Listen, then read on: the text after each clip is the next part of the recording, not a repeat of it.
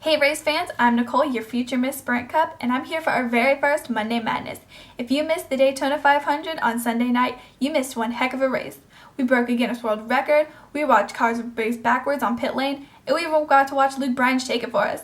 So if you're ready to see this week's video, let's get started.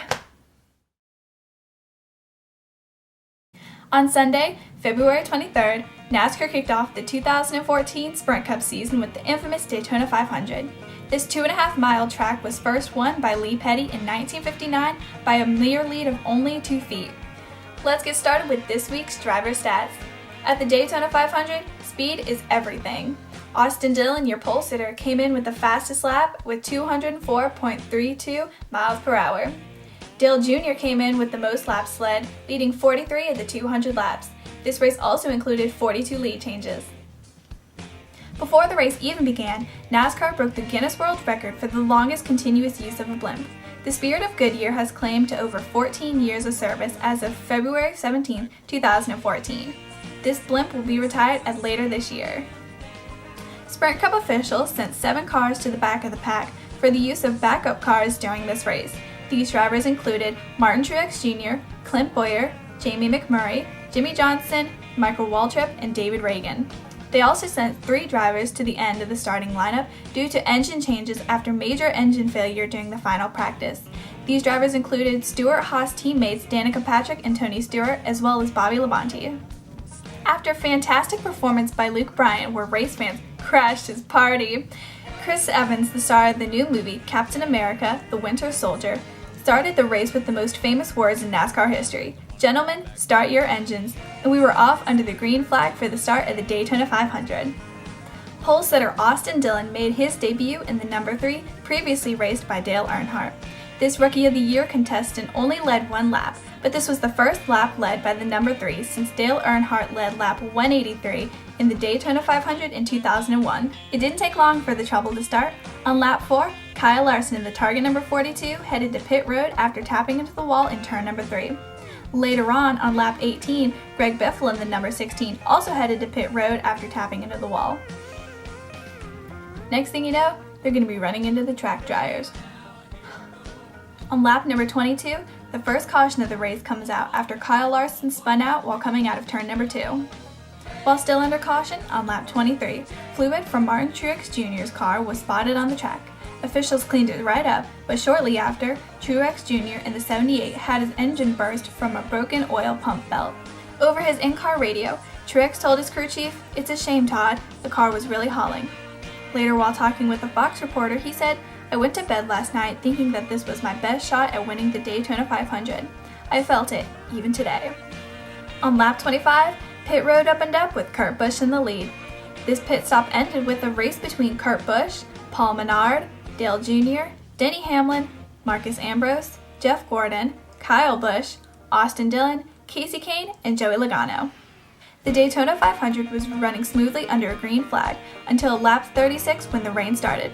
On lap 38, all the drivers came back on the pit road and were given the okay by officials to cover their cars. This led to the 6-hour and 22-minute red flag. This was the longest red flag in the history of NASCAR. To give you a little comparison, it takes 5 hours to fly from New York to LA. The race was up and running again by 8:30. On lap 52, most of the pack was running 3 wide. This wouldn't be the Daytona 500 if the drivers didn't tear up any equipment, and on lap 74 is where all the craziness began. Brad Keselowski in the number 2 took the lead away as Casey Kane in the number 5 spun out on pit road and the race stayed under green. Kyle Busch then pulled away an air gun after a pit stop, forcing him to come back to pit road the next lap, serving a pass-through penalty. On lap 78, Kyle Busch's penalty was upgraded to a stop-and-go penalty after failing to serve his pass-through. Penalties were then handed out left and right. On lap 84, Eric Almirola in the number 43 was given a stop-and-go penalty after removing equipment from his pit stall. Later on lap 87, Alex Bowman in the number 23 was given a penalty for speeding on pit road. On lap 103, Tony Stewart ran into engine troubles and headed back down to pit road to resolve the problems under the hood. Later, on lap 116, rookie Michael Annett in the number 7 spun out while entering pit road and nearly hit Casey Kane in the number 5. Casey then got penalized for speeding on pit road. I think it's ironic, Annett spun out, but Casey Kane got the penalty. Leave your comment down below. Who do you think should have gotten the penalty? The number 7 or the number 5? On lap 129, Clint Boyer on the number 15 headed to the garage with a blown engine. He was declared out of the race by lap 140. On lap 136, word of inclement weather hit the track and drivers were racing harder than ever. Here we saw a variety of fuel strategies being used, like in the 88 of Dale Jr. His crew chief told him to save your fuel to avoid having to pit before the end of the race. The first big wreck of the race happened on lap 146 coming out of turn 4. Kevin Harvick in the number 4 got into the back of the 33 driven by Brian Scott. This sent Amarola straight into the wall and he didn't hesitate to head into the garage. While still under caution, drivers headed down pit road. Greg Biffle won the race off of pit road with gas only. Most drivers took 2 tires while Kevin Harvick on the other hand took all 4. On lap 155, Kyle Busch finally made it back to the lead lap as well as the top 10 because he got the free pass on the last caution. Then, on lap 159, they were reported that only 27 of the starting 43 cars were on the lead lap. The yellow caution flag came back out on lap 162 as Austin Dillon in the number 3 got into the back of the number 42. This sent Kyle Larson racing into the infield. NASCAR reported that there were 9 cars involved in this accident. They were Jamie McMurray, Austin Dillon, Casey Kane, Michael Annett, Marcus Ambrose, Ryan Newman, Kyle Larson, Casey Mears, and Brian Vickers. On lap 175, drivers are once again racing 3 wide throughout the field, and there's only a 1-second difference between the first and the 22nd position. On lap 180, Carl Edwards in the number 99 was in the lead with 20 laps to go. He was followed by Matt Kenseth, Dale Jr., Greg Biffle, and Jeff Gordon. By lap 183, the race was once again under the caution. Trevor Bayne in the 21 got into the wall, making this the 5th caution of the night. On the lap previous, his left front made contact with Denny Hamlin in the number 11. He said his car got loose and he headed straight for the wall. Justin Allgaier in the number 51 also got some damage from the spin out of the number 21. Nearing the end of the race with 10 laps to go, Kurt Busch in the number 41 goes for a spin out of turn number 4. But he makes a save after almost hitting the wall near pit road. This kept the race under a green flag. On lap 194, approaching the restart, Michael Wallace in the Fox Sports box said, "Drivers are tired and it doesn't take much to make a mistake. Timing, talent, determination, our passion are being showcased in the front of the pack. These drivers will be racing their hardest in the next 10 to 15 laps." Right before the final restart, Dale Jr. got debris, most likely thought to be tape or a trash bag caught in his front grille. He used the back of the pace car to try to get it off his car. With only 2 laps to go, Jr. is gone once he hits that restart box. The battle for second goes out between Brad Keselowski in the number 2 and Jeff Gordon in the number 24, although it's ended when Hamlin drops down, securing the number 2 spot.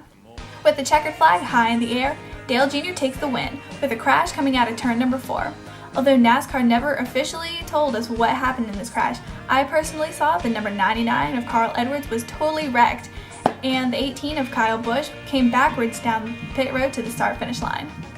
After coming across the start-finish line, Dale Jr. told his crew chief in his in-car radio, "It's our last season together. Let's make it memorable." And they most certainly did.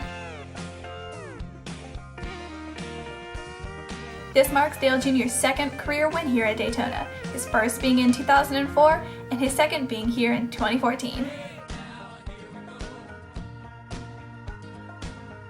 While Dale Jr. celebrated his win, Jeff Gordon told a reporter, "The world is right now.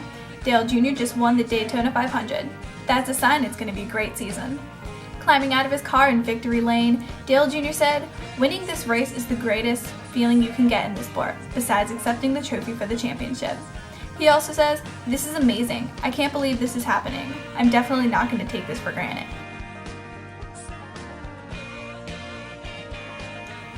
As you guys may know, the crew chief of the number 88, Steve Lart, will be retiring after this season. While being interviewed on winning his first Daytona 500 in his final year as crew chief, he says, "If you're going to win, this is the one you'll want to win." Later that evening, Miss Sprint Cup Kim Kuhn tweeted a picture saying, "It's not a Team Hendrick victory lane without the backwards hat tradition. Congrats, Dale Jr."